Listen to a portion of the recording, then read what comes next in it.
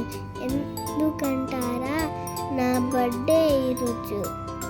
ఇది చాలా స్పెషల్, ఎందుకంటే ఇది బీట్రూట్ డ్రై ఫ్రూట్ కేక్.